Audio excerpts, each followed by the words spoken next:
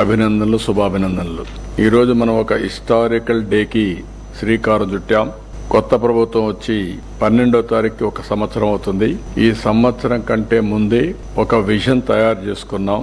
మనందరికీ స్వాతంత్రం వచ్చి 100 years పూర్తి చేసుకునే సందర్భం 2047.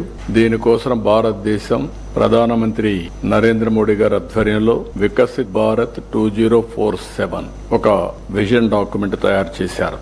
మనం కూడా దానికి సింక్రనైజ్ చేసుకుంటూ స్వర్ణాంధ్ర విజన్ 2047 కి మనం శ్రీకారం చుట్టాం. ఇందులో టాప్ 10 ప్రిన్సిపల్స్ మీరు ఒక్కసారి చూస్తే, పేదరికం లేని సమాజం, జీరో పావర్టీ, అదే సమయంలో P4, ఎందుకంటే ఆర్థిక అసమానతలు తగ్గించే లక్ష్యంగా P4 కూడా తీసుకొచ్చాం.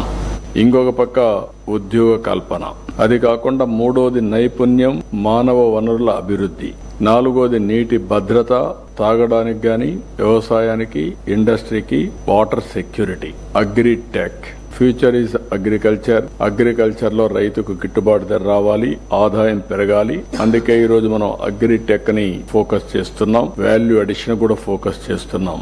అదే మరి అంతర్జాతీయ స్థాయి లాజిస్టిక్స్.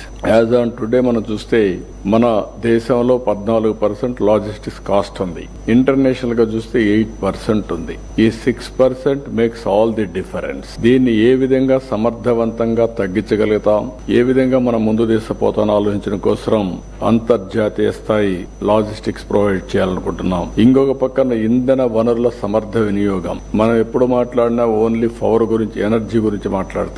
ఎనర్జీనే కాకుండా all works of life, even transport, diesel, petrol, ఏదైనా సరే ఇది ఎనర్జీ కింద పనిచేస్తుంది. కాబట్టి మొత్తం మనం సమర్థవంతంగా ఏ విధంగా మనం అమలు చేయగలుగుతాం, గ్రీన్ ఎనర్జీకి ఎట్లా పోతాం, కాస్ట్ ఎట్లా తగ్గిస్తాం, democratisation of power generation is a reality. మన ఆఫీసుల ముందర, మన ఇంటి దగ్గర, మన పొలం దగ్గర, లేకుంటే మన బస్ స్టాండ్ లోని ఎక్కడికక్కడ ఈ యొక్క ఎనర్జీ, గ్రీన్ ఎనర్జీ తయారు చేసుకుని మనం వాడుకుని గ్రిడ్ ద్వారా ఎప్పటికప్పుడు బ్యాలెన్సింగ్ చేసుకునే అవకాశం ఉంటుంది.